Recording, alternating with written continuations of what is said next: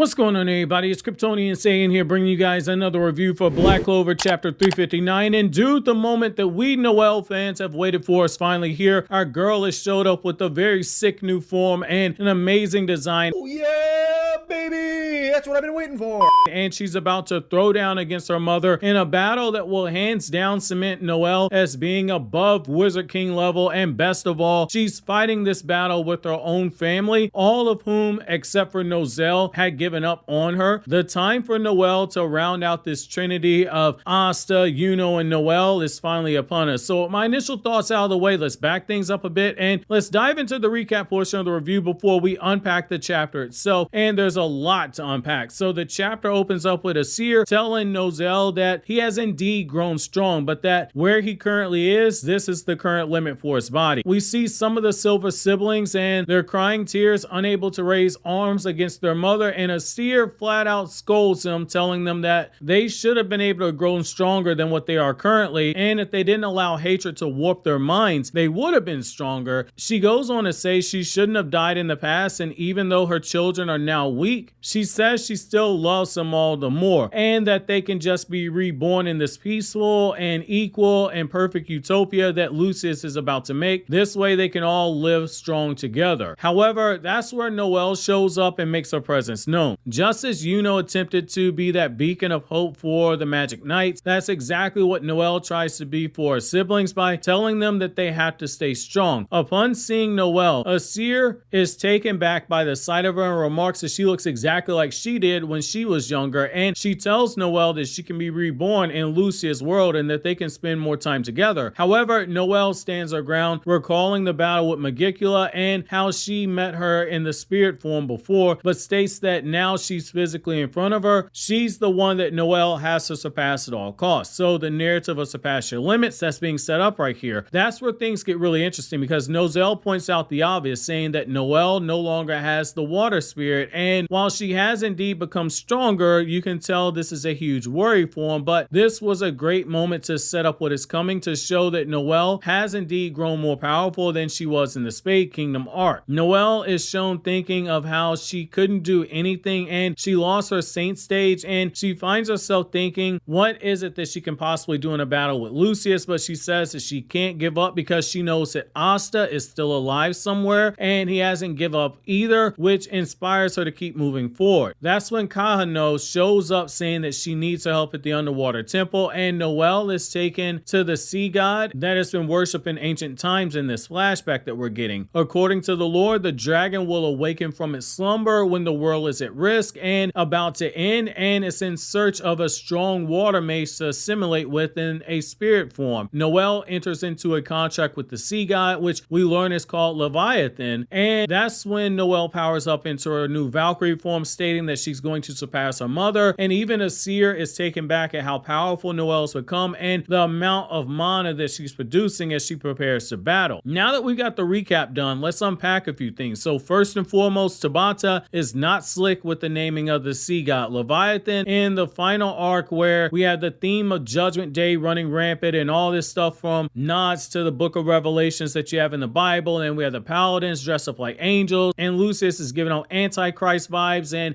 you have characters with devil connections, and you have a guy in Asta using devil magic and etc. So when we look at the Bible in Isaiah 27, it says, in that day the Lord will punish with his sword, his fierce, great, powerful sword, Leviathan, the colliding serpent. He will slay the monster of the sea. It's very clever writing when you look at it in that sense, and it makes even more sense when you consider that this little buddy that Noelle has with her tagging along looks exactly like a serpent. Noelle was shown just prior to this worried that she wouldn't be able to stand up to Lucius. Tabata has shown us that just like he did with all the demonology that he used with devils in the whole war with the Spade Kingdom and with the Dark Triad and with Lucius, Tabata has clearly understood the assignment for this final arc, and as Black Clover continues to rush towards the finish line, it's becoming clear that this will be a series that gets elevated when people are able to see the full picture and go back and reread it and see how much everything flows together. We're going towards a good ending. We're not going towards a Tokyo Revengers ending, which just ruins the actual story. The other thing that we see here is that Noelle is being set up to rise above the other captains and join the ranks with Asta and Yuno of being way above the captains themselves. That much is as clear as day, and her her being the one to take down or fight Acier to a stalemate is going to be a huge sign of that. I will say though, I'm not a fan of Noelle being one-shotted off screen, but the fact that we're getting Noelle fighting her mother is something that has a larger payoff, just given where Noelle's character started out when we first met her early on in the series as the black sheep of her own family, and now she's rising up through the ranks to become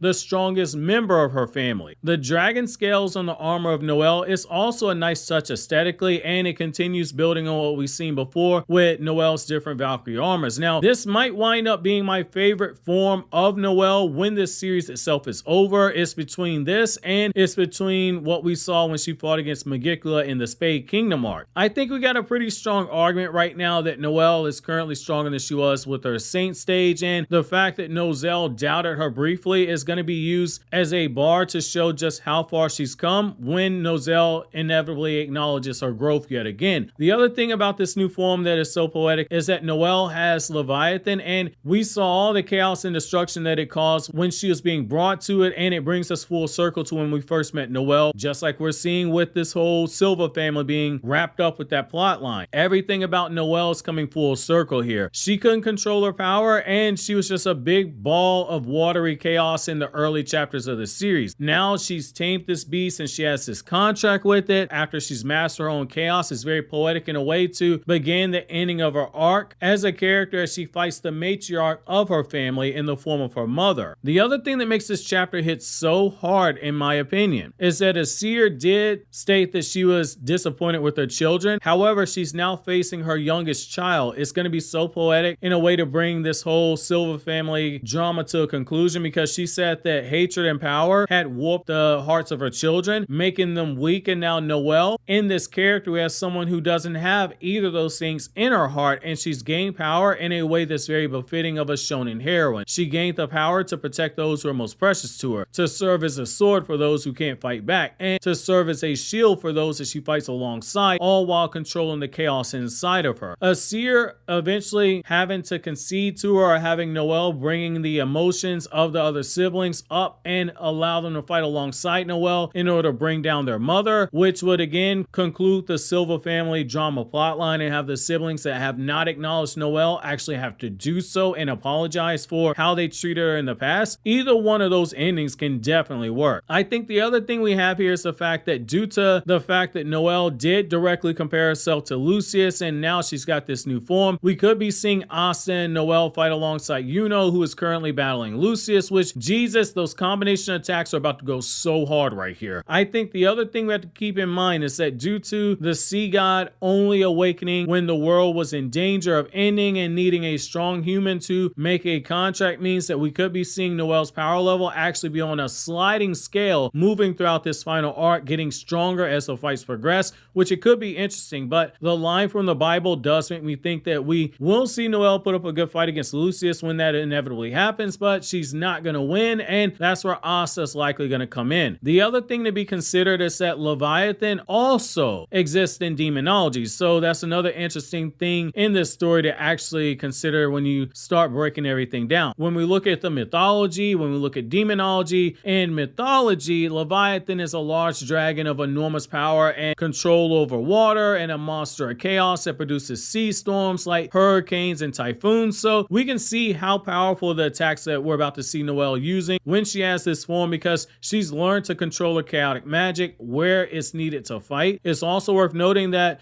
Noelle and Undine, it wasn't something that we could continue to see moving forward most likely. When we first meet the water spirit, she's very protective and she's always alongside Lord Pesca. She's very overprotective of her. But with Noelle and the sea god, a god of immense power and chaos, it feels like this is the power that was most meant for Noelle and Noelle only, and why Noelle will be stronger than she was using Undine, because now Noelle has a true kindred spirit that is linked to her magic. If we go into the demonology, Leviathan is to be considered one of the strongest devils, so it makes sense that Noelle has a creature linked to demonology given the turn that Tabata took in the Spade Kingdom arc. Either one works when you sit down and you look at it from a narrative perspective, especially given we are in the end of days for Black Clover symbolically. However, I'm so curious to know what you guys think about Noelle's new power. Do you think that this is something that feels earned? Do you think that we're going to see Noelle potentially have contracts with both Undine and Leviathan, or will it just be Leviathan that she has the contract with? While you think that over, click here to watch these other Black Clover videos that you see here on the screen right now.